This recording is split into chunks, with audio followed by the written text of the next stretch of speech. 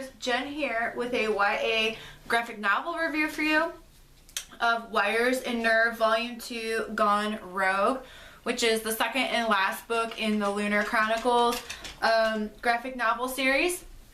And this one continues with the mutant wolf pack, and Alpha Steel is gathering up mutant wolves to attack Cinder, basically because he feels that now that she's the queen of Luna, that she is lying about there being a cure, essentially, or a way to reverse the mutant wolf mutation, I guess, that was done to them.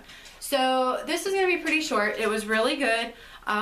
Even though it's a lot thicker, I think it might even be a shorter book too, like height-wise.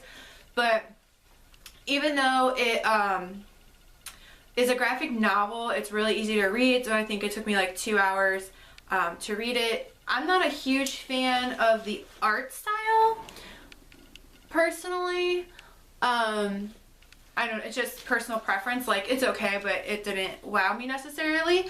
I think I probably would have maybe liked it if it was actually in color. I'm not sure, actually, as opposed to just being blue.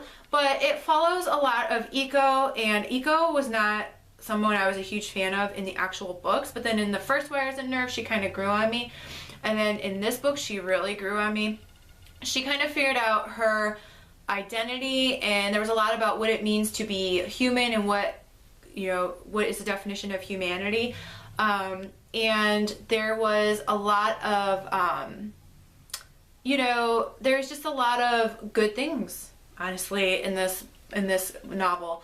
Probably my favorite thing was that in this one the voices seemed more true to the characters, whereas in the first Wires and Nerve, I felt like the characters didn't sound like themselves. There's really not too much, a lot of people ship Cress and Thorn. There's really not a lot of Cress and Thorn in here. There's a little bit of Winter because she is playing the role of Luna, ambassador to Earth. It really focuses on Eco and Kinney, and Cinder and Kai, and on Alpha Steel and his delusions, and on Wolf and Scarlet. Because the story opens with Wolf wanting to propose to Scarlet, but being afraid of tying her to what he considers a monster, meaning himself. And it would appear that he's aligning with Alpha Steel when the wolf pack comes for him, in order to like protect her, or like his motives aren't super clear. But the story takes place after Winter, but before Stars Above, because if you've read the story about Scarlet and Wolf in Stars Above, then you know what the outcome of this is. But it was really good. It was a lot better, like I said, than the first one. I don't think there's gonna be a second one. I'm not sure if that's because feedback and readership wasn't as high as they had anticipated. But I'm kind of sad. When I finished, I was sad that this is like the last bit of this world now.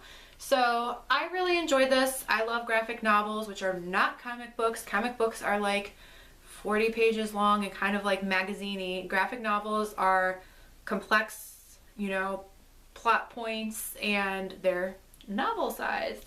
So that's a distinction that you might want to make. Oftentimes they are, I don't want to say comics aren't complex storylines, because I know that with superheroes and things, there could be complex storylines, but it's not like you're going to read a comic about, the Holocaust or something, but things like that will be in graphic novel form. Or I just read recently that Speak by Laurie Halse Anderson is now in a graphic novel. I'm not sure how I feel about that, because I'm not sure how certain things are conveyed, and I don't think I'll be reading it, but something like that, I feel like, that's something that can mark the difference if you're confused as to what constitutes a graphic novel versus a comic book.